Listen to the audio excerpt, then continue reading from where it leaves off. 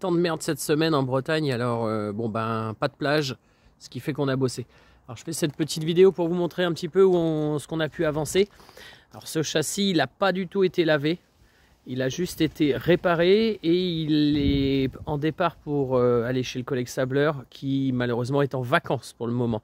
Donc il va falloir attendre début septembre. Alors les vidéos, elles sont faites réellement en temps réel, c'est-à-dire que la vidéo elle sort là parce que je viens de finir l'étape. C'est pas, ça n'a pas été fait il y a 3 mois. Donc bon ben on est au mois d'août, vous me direz on est sûrement en novembre, mais non, on est bel et bien au mois d'août. Voilà, donc je vais vous montrer ce que j'ai fait. Alors le châssis, je lui ai enlevé tous les éléments qui ne servaient à rien, les supports de câbles, les inserts qui étaient défectueux, les supports de tuyaux, etc. J'ai enlevé tout ce qui sert à rien. Ce qui reste dessus va rester dessus. J'ai fait des réparations, entre autres. Alors ça paraît pas joli parce que ça n'a pas été lavé, ça va aller au sablage et toutes les soudures ont été passées à l'inhibiteur de rouille, ce qui fait que ça a noirci toutes les tôles, mais c'est pour éviter que ça corrode. Donc j'ai installé les platines droite, gauche, arrière qui souvent sont pourries, donc dépointer les autres.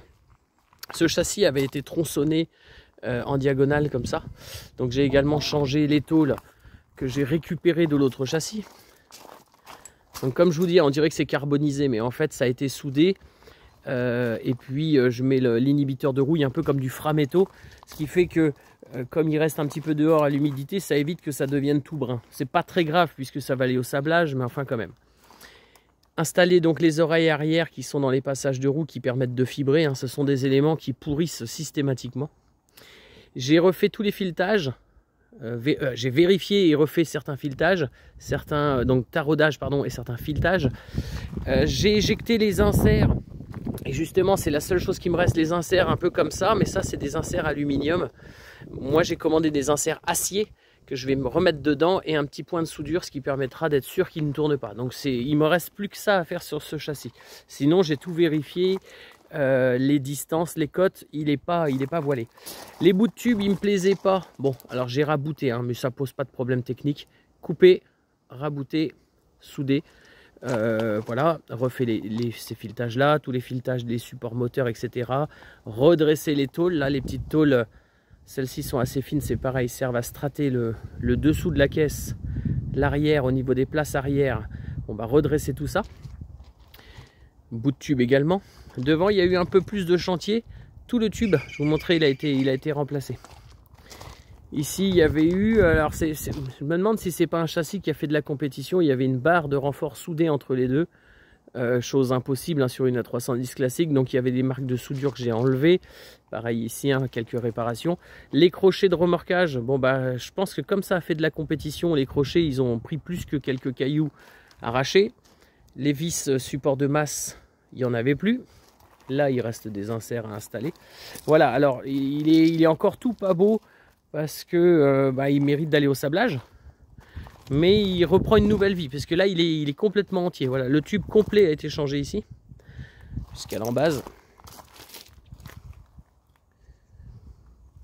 Donc ça avance plutôt bien. J'ai hâte de l'envoyer chez le collègue sableur, qu'il soit sablé, puis traité anti-rouille, puis peint époxy. Et de là, il pourra retourner sous celle-ci. Donc voilà, c'était une petite vidéo en temps réel, hein, comme je vous disais, pour vous montrer un petit peu l'avancée de ce châssis.